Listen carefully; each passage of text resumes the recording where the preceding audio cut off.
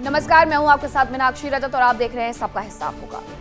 Iran के साथ जारी बारूदी जंग के बीच में मिडिल ईस्ट से इस वक्त की सबसे सनसनीखेज खबर सामने आ रही है।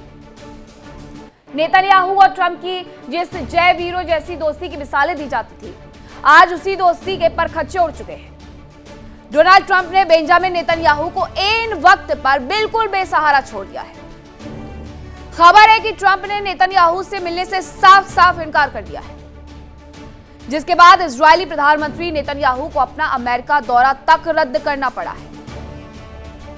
आखिरकार सुपर पावर अमेरिका के भावी खेवरहार ट्रंप इस कदर गुस्से में क्यों है? वजह साफ है, इजरायल का वो अड़ियल और मनमानी नीतियां जो पूरे क्षेत्र को तबाह करने पर तुली हुई है। ट्रंप हर कीमत पर अमेरिका को अंतहीन युद्ध से बाहर निकालना चाहते हैं। वो शांति के हिमायती होने का दावा कर रहे हैं, लेकिन नेतन्याहू अपनी जिद के चलते ट्रंप को पूरे अमेरिका को जंग के ऐसे खतरनाक दलदल में फंसा रहे हैं जहां से निकल पाना अमेरिका के लिए नामुमकिन हो गया है। ट्रंप और नेतन्याहू की दोस्ती की 5 वजह क्या है, सबसे पहले आपको वो बताते हैं। पहली वजह यह है कि ईरान शांति वार्ता के वक्त में इजरायल का जो जंगी मूड है वो आड़े आ रहा है। दूसरी वजह यह कि ट्रंप की सख्त चेतावनी के बावजूद इजरायल का लेबनान पर हमला अभी भी रुकने का नाम नहीं ले रहा है। तीसरी वजह, ट्रंप की नजर में यूएस ईरान डील खत्म होने के कारण नेतन्याहू है और कोई नहीं। चौथी वजह यह कि ट्रंप टीम को लगता है कि नेतन्याहू ने झूठा भरोसा देकर के अमेरिका को युद्ध में घसीटा है। पांचवी वजह यह है कि ट्रंप युद्ध खत्म करना चाहते हैं लेकिन नेतन्याहू से जारी रखना चाहते हैं। ये तमाम ऐसी बातें हैं जिसकी वजह से ये जय वीरों की जो दोस्ती है वो दरअसल खतरे में नजर आ रही है। तो ट्रंप का ये जो नो मीटिंग सिग्नल है, असल में नेतन्याहू के लिए सबसे बड़ा झटका है। नेतन्याहू जो मिडिल ईस्ट में डर फैला करके अपना जंगी व्यापार चला रहे थे, अपनी सत्ता बचाने के लिए जो बारूद की खेती कर रहे थे, उस व्यापार पर ट्रंप ने ताला लगा दिया है। जो नेतन्याहू कल तक व्हाइट हाउस के दम पर ईरान को मटियामेट करने का दंभ भर रहे थे, आज वो पूरी दुनिया में अकेले पड़ गए हैं। नेतन्याहू का जंगी एजेंडा अब खुद उनके लिए आत्मघाती साबित हो रहा है। सवाल यह है कि क्या इजरायल अब भी अपनी जिद पर अड़ा रहेगा या ट्रंप की इस बेरुखी के बाद नेतन्याहू को घुटने टेकने पड़ेंगे? आज इसी मुद्दे पर चर्चा के लिए हमारे साथ खास पैनल जुड़ा है, उनसे रूबरू करवाऊंगे, लेकिन उसके पहले एक छोटी सी रिपोर्ट देखिए।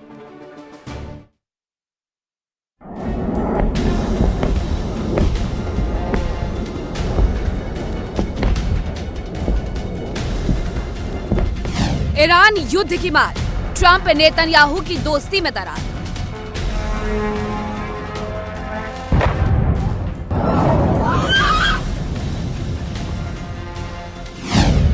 ट्रंप ने घटाया इजरायल का कद, नेतन्याहू का यूएस दौरा रद्द।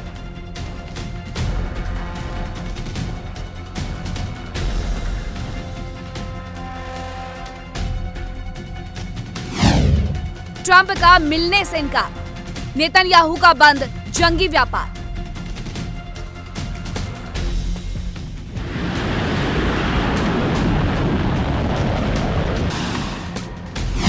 ईरान ने रचा बारूदी व्यू, अमेरिका नहीं जाएंगे नेतन्याहू।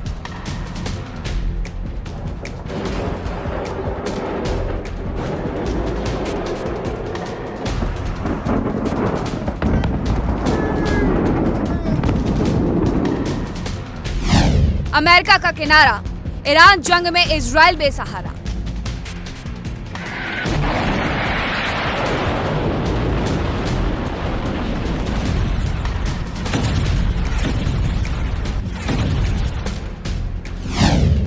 दोस्ती की दीवार ढही, नेतन्याहू की उम्मीद बह गई। अब चर्चा की शुरुआत करूं, लेकिन उसके पहले बड़ा सवाल यह है कि क्या ईरान के खौफ की वजह से अमेरिका ने जंग और इजरायल दोनों से किनारा कर लिया है? हालांकि हमले अभी भी रुके नहीं है। इसी पर करेंगे चर्चा की शुरुआत। कौन कौन से मेहमान मेरे साथ जुड़ रहे हैं आपका परिचय करवाती हूँ। मेरे साथ जुड़ रहे हैं colonel Sanjeet Sirohi, defence expert है, captain Shyam Kumar, defence expert है, lieutenant colonel Himanshu Singh, defence expert, और फिरोज ईरान मामलों के जानकार हैं, हमारे साथ वो भी जुड़ रहे हैं। सबसे पहले आप ही से समझना चाहूंगी कर्नल कि आखिरकार इसके पीछे की वजह क्या है? इजराइल वक्त नहीं दे रहा है, वो भी नेतन्याहू को, माफ करिएगा, अमेरिका वक्त नहीं दे रहा है नेतन्याहू को मिलने के लिए? नमस्कार, जय हिंद। देखिए, ऐसा नहीं है कि मेरा ये सवाल कर्नल सिरोही से था, माफ करिएगा हिमांशी जी, इसके तुरंत बाद मैं आपके पास आती हूँ। जी जी मीनाक्षी जी, जय हिंद। आपका बहुत बहुत धन्यवाद, आपने अपने चैनल पे मुझे आमंत्रित किया और एक खास खबर के लिए। देखिए, जहाँ तक सवाल इस चीज़ का है, बेंजामिन नेतन्याहू को टाइम नहीं दिया, इसके ऊपर एक क्वेश्चन मार्क है, क्योंकि बेंजामिन नेतन्याहू का जो दौरा था, मेनली जो लिंडसे ग्राहम की डेथ हुई है, उनकी जो मेमोरियल सर्विस थी उसके लिए जा रहे थे, लेकिन वो पोस्टपोन हो गया, तो शायद उसकी वजह से जो है वो नहीं जा रहे। अब डोनाल्ड ट्रंप साहब ने उनको मना किया है कि नहीं किया, ये आपके पास ज़्यादा खबर होगी, इसका मुझे इतना पता नहीं है। लेकिन मैं एक चीज़ क्लियर करना चाहता हूं कि जो वजह है ट्रंप साहब की और बेंजामिन नेतन्याहू की आपस में जो जोड़ा बोर्ड जो खिटपिट है, उसकी वजह ये है कि अमेरिका का कोई ऑब्जेक्टिव नहीं था जब लड़ाई शुरू करी थी। अमेरिका ने जो है ये सोचा था कि जो है आप 48-72 घंटे में ईरान के ऊपर वो ही सब कुछ कर देंगे जो आप वेनेजुएला में 24 घंटे में कर पाए। तो उसकी वजह से जो है अमेरिका को अपने ऑब्जेक्टिव अचीव नहीं हो पाए। लेकिन बेंजामिन नेतन्याहू साहब का पहले दिन से ही ऑब्जेक्टिव क्लियर था, और उनका क्लियर था कि जो फोर्सेस इजराइल को खतरा बने हुए उन फोर्सेस को खत्म करना। उसी वजह से जो पहला हमला था वो हिजबुल्लाह ने इजराइल के ऊपर किया था, ना कि इजराइल ने हिजबुल्लाह के ऊपर किया था। गाजा में ऑलरेडी उन्होंने उनको न्यूट्रलाइज कर दिया हमास को, सीरिया में ऑलरेडी वो ऑक्यूपाई करे बैठे हैं। लेबनान ने जब हमला किया तो इजराइल ने वो सिक्योरिटी जोन एस्टेब्लिश कर लिया। अभी डोनाल्ड ट्रंप साहब चाहते हैं कि इजराइल जो है सीरिया से भी वापस हट जाए और जो लेबनान से भी पीछे हट जाए, लेकिन ये दोनों पीछे हटना इजराइल एज ए कंट्री के हित में नहीं है।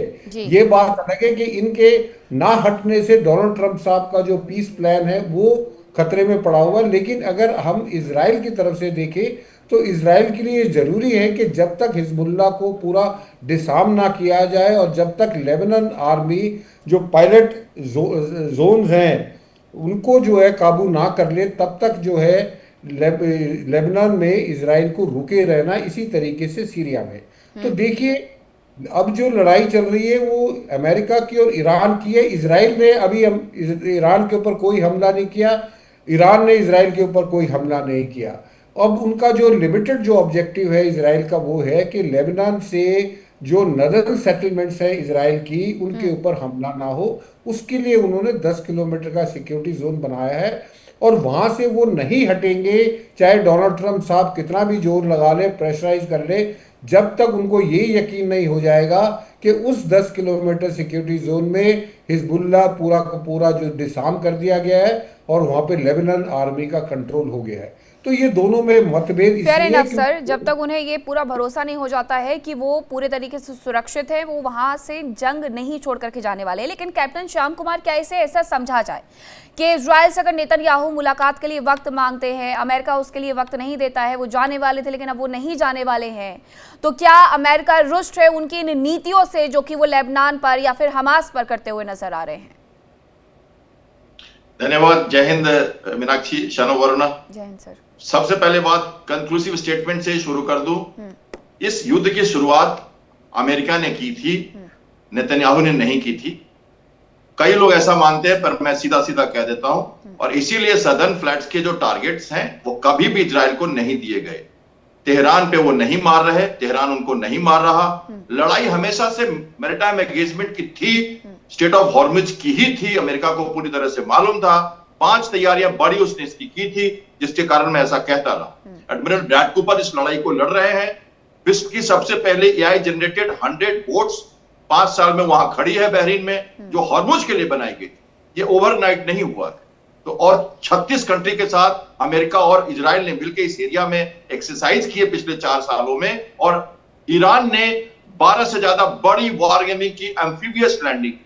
जो घटनाएं अभी आप देख रहे हैं, चाहे वो बंदर अब्बास पे हो, सिरिक पे हो, जस्ट पे हो, या कुवैत के पास सारे अटैक हो रहे हो, हजमोगोन प्रोविंस पे जो अटैक हो रहा हो, ये सब के सब कोस्टल अटैक्स हो रहे हैं। पार्स पर जब अटैक किया था इजराइल ने ऑयल फील्ड पे, तो अमेरिका ने उनसे रिप्रिमांड किया था। टारगेट्स उसके अलग थे, तो वो अमेरिका उसे कह रहा है कि तुम्हारे टारगेट्स अलग थे, तुम ग्रेटर इजराइल का ड्रीम लेके उधर बैठो, मुझे अपना काम करने दो, अब मेरा काम है। एक्चुअली लड़ाई यहीं से शुरू होनी थी, लोगों को समझ में आया कि ईरान को मारना है। वो तो स्मेलिंग द ग्राउंड था, एनिहिलेशन था, प्रेशराइजिंग था, जो अभी भी कर रहे हो। इंफ्रास्ट्रक्चर फैसिलिटीज को भी कहां मार रहे हैं, ब्रिज को कहां तोड़ा है उन्होंने। हॉर्मोगोन प्रोविंस में, जो कुवैत के पास है, जो कोस्टल एरिया, सारे air defences and surveillance coastal area के नष्ट किए जा रहे हैं। क्या एम क्या है? एम है कि हॉर्मस की फंक्शनलिटी को पकड़ना, और यही शुरू से एम था। 1988 में वो जान चुके हैं। तो मेरा मानना है कि वो जो फोटो कहते हैं नेतन्याहू की फोटो ऑप्स करना जाके व्हाइट हाउस में, जबकि किसी तरह की कोई मेमोरेंडम ऑफ अंडरस्टैंडिंग में कोई रह ही नहीं गया, तो बुरा लगेगा।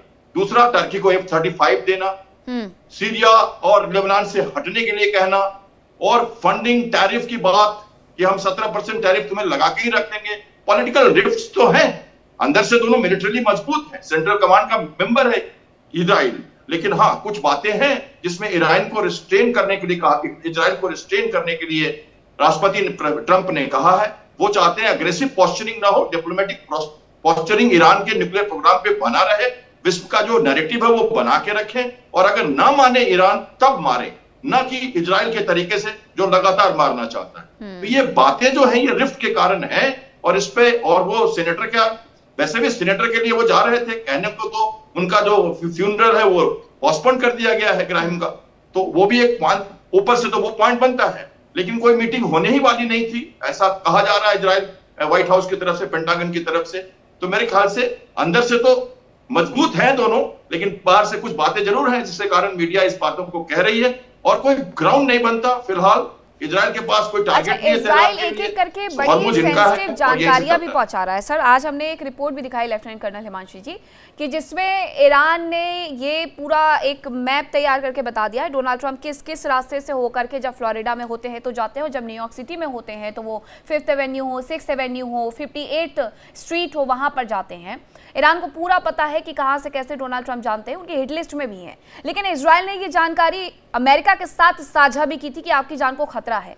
बावजूद इसके अमेरिका उन्हें इग्नोर करने की बारे में सोच रहा है। ये कैसे कर सकता है अमेरिका, जब एक पूरा का पूरा वीडियो तैयार करके बता दिया गया ईरान की तरफ से कि हम एक एक पल आप पर नजर रख रहे हैं। नमस्कार, जय हिंद। देखिए, मुझसे पहले दोनों जो डिफेंस एक्सपर्ट्स हैं उन्होंने बहुत अच्छे से एक्सप्लेन किया, और एक चीज बहुत क्लियर है। देखिए, पिछले 15 महीने में 6 बार नेतन्याहू डोनाल्ड ट्रंप से मिल चुके हैं, तो ऐसा नहीं है कि ये मिलना नहीं चाहते। और देखिए, हॉटलाइंस पे तो इनकी आपस में बात होती रहती है। इनफैक्ट ये तो पेंटागन की तरफ से आया था कि मोसाद हमारे अंदर तक इतना घुस चुका है कि उनको भी खुद अब खौफ होता है। तो इतनी इंफॉर्मेशन मोसाद के पास अमेरिका की है, और अमेरिका के पास इजराइल की है, कि इनके लिए वो चोर चोर मौसेरे भाई कहना बिल्कुल उचित रहेगा। और देखिए, भले ही ईरान की अपनी इंट है, और ईरान डोनाल्ड ट्रंप के लिए जो भी बता रहा है, लेकिन आपको लगता है कि अमेरिकी राष्ट्रपति की सुरक्षा में सेंध लगाना इतना मुश्किल, इतना आसान रहेगा उनके लिए? और स्पेशली जब वो लगातार डेथ थ्रेट्स जो डोनाल्ड ट्रंप है उनको दे रहे हैं, और ऐसा नहीं है कि इसके बाद में उनकी सुरक्षा की जो पूरी एक कवायद है उसको बढ़ाया नहीं जाएगा। देखिए, जो इस तरह की जो अपुष्ट खबरें होती हैं वो इसलिए भी होती है कि सनसनी फैलाई जा सके। और जहां तक डोनाल्ड ट्रंप और नेतन्याहू हैं, कुछ चीजें हैं जिन पे इनकी सहमति नहीं है, जैसे कि अभी इनके बीच में एक समझौता हुआ था जो अमेरिका ने करवाया था लेबनान के साथ में, लेकिन क्योंकि हिजबुल्लाह को उससे बाहर रखा गया और लगातार नेतन्याहू की तरफ से हमले किए जा रहे थे लेबनान में, और इसके लिए वो कहीं ना कहीं ब्लेम करते हैं इजराइल को कि उनकी वजह से जो समझौता है ईरान के साथ में वो टूटने का कुछ ना कुछ एक मतलब रहा है। इसके अलावा देखिए, एक जो बहुत बड़ा कंसर्न इजराइल का है वो है जो अक्टूबर में इनके ऊपर हमले हुए थे, और 7 अक्टूबर के हमलों के बाद में उनको एक चीज समझ में आ गई है कि अगर उनसे थोड़ी सी भी चूक होती है तो उसका खामियाजा इनको बहुत हद तक भुगतना पड़ता है। इसलिए जब तक इनकी हिसाब से हिजबुल्लाह डिसार्म नहीं होता है, इनको आसपास जो बफर एरिया है वो नहीं मिलता है, ये पीछे नहीं हटेंगे। दरार तकरार की बात नहीं है। देखिए, बहुत सारे ऐसे भी हथियार है जिनके ऑर्डर्स ऑलरेडी इजराइल प्लेस कर चुका है अमेरिका पे, और अमेरिका उनको देगा।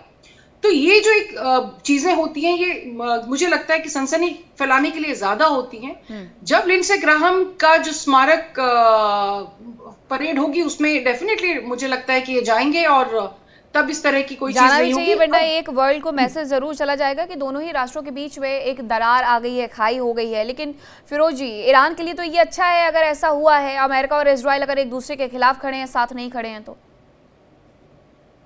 जी एक्चुअली आई एम सरप्राइज कि यहाँ जेडी वैंस का जिक्र ही नहीं हुआ, क्योंकि जेडी वैंस के जो 2 इंपॉर्टेंट बयान आए हैं उसका I am surprise no one is bother to even refer to them. Number 1, JD Vance बोलते हैं कि अमेरिका डिप्लोमेसी जो परस्यू करना चाहती है, इजराइल लॉबी बार बार उसको सैबोटाज करती है। ये वाइस प्रेसिडेंट का स्टेटमेंट है और उसको ट्रंप ने काउंटर नहीं किया है। नंबर 2 जो जेडी वैंस ने बोला है कि एप्स्टीन फाइल के पीछे मोसैड और सीआईए है, डीप स्टेट है। जेडी वैंस ने क्लियर कट मोसैड का नाम लिया है, मतलब मोसैड इनको ब्लैकमेल कर रहा है। तीसरी बात, ये तो न्यूयॉर्क टाइम्स का सबूत मैं दे रहा हूं कि हर एक प्रेसिडेंट के पीछे नेतन्याहू पड़ा रहा पिछले 30 साल की, वॉर करो, कोई माना नहीं। पहली बार ये ट्रंप उनको मिला क्योंकि एप्स्टीन फाइल का भी ये शिकार है और millions and hundreds of millions of dollars उसको मिलते रहते एपैक से, मेरी मेडल्स से। ये सिचुएशन रूम में बैठा था, ट्रंप ने को कन्विंस किया, वो तो ब्लैकमेल ही हो रहा है कि भाई तुम रेजिम चेंज होगा, 2 दिन में काम हो जाएगा। तो ये पूरी की पूरी वॉर अमेरिका की नहीं है, नेतन्याहू की है, जो 35 साल से चिल्ला रहा है कि न्यूक्लियर बॉम्ब 2 हफ्ते के बाद बनने वाला है। ये पूरी दुनिया बोल रही है, यहाँ पैनल पे कोई नहीं बोल रहा है, totally stunned with the lies actually being perpetrated today on this panel. The other point is, let me also go, basically Netanyahu के लिए आप संकट दीजिए, ये हारेडी अल्ट्रा ऑर्थोडॉक्स जूस वाला जो प्रॉब्लम है वो उसको डुबा ले जाएगा 27 अक्टूबर के चुनाव में। ओके, नेसेट भंग हो चुकी है और जो 120 सीट है, अभी जो पोल्स आ रहे हो मैं लगातार उनको फॉलो कर रहा हूं, नेतन्याहू और उसका अलायंस को 120 में से 50 सीट से ऊपर नहीं मिलने वाली, इसलिए वो कुछ और कांड करेगा अक्टूबर में। ये कांड ये करता ही है, either larger war or some false flag attack or God knows what he will do in America. उसके साथ ये भी स्पष्ट हो जाए कि अगर मेरे देश में इतना बड़ा हमला हुआ तो अक्टूबर 7 जैसा, तो मैं पहला काम करवाता पे इसको नेशनल कमीशन ऑफ इंक्वायरी बैठाता। ये 2.5 साल से Netanyahu national commission of inquiry को बिठा ही नहीं रहा है कि उस पर बात ही मत करो, वॉर खत्म होगी तब करेंगे। अरे जब मेरे इतने लोग मरे हैं, आपने क्या क्या नहीं कहा उसके बारे में, आप इंक्वायरी नहीं करवा तो आप छुपाना क्या चाहते हो? और इसमें 2 तथ्यों में दूंगा। 23 नवंबर न्यूयॉर्क टाइम्स की फ्रंट पेज रिपोर्ट कि नेतन्याहू को पता था ये हमला होने वाला है, उसने होने दिया है। 40 पेज का डॉसर था, ये तो दुनिया जानती है इस बात को, मगर ये चैनल्स पे इंडिया में बात नहीं होती। ओके, 4 इजरायली सोल्जर्स के स्टेटमेंट आ चुके, वीडियोज आ चुके हैं कि हमें उस सुबह ऑर्डर दिए गए कि 5:30 से 9:30 बजे आपको जाना नहीं है ड्यूटी पे। They were made to stand down. मैं गाजा जा चुका हूं, आप वो दीवार तक जा ही नहीं सकते। लोग मूर्ख है जो मानते हैं कि वो दीवार तोड़ के निकल गए। इलेक्ट्रॉनिक सर्वेलेंस से मशीन गन से, अरे आप 10 मीटर तक नहीं जा सकते उसके दीवार के बाद, तोड़ने की तो बात दूर की बात है।